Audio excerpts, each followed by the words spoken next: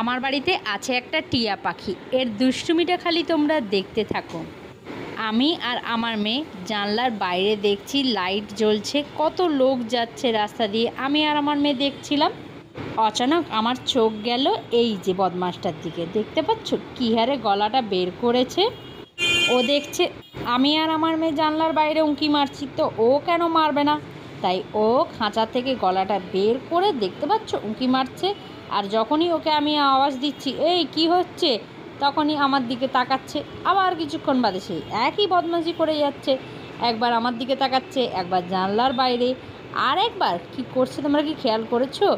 আরেকবার ও জানলার এই যে গ্রিলটা আছে, এই গ্রিলটাকে কামড়ানোর চেষ্টা করে যাচ্ছে।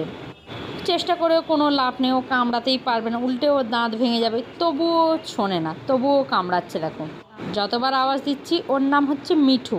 যতবার আমি আওয়াজ দিচ্ছি মিঠু কি হচ্ছে, ততবার একবার তাকাচ্ছে। এই যে দেখতে পাচ্ছ কীভাবে তাকাচ্ছে, আর কতটা গলা বের করেছে সেটা কি তোমরা খেয়াল করেছো? দেখো আমি কতবার ওকে বকেছি, দেখ গলা বের করবি না, গলা বের করলে তো লেগে যাবে। কে শোনে কার কথা? ও কিন্তু কথা ভীষণ শোনে, হয়তো কথা বলতে পারে না, কিন্তু কথা ভীষণ শোনে।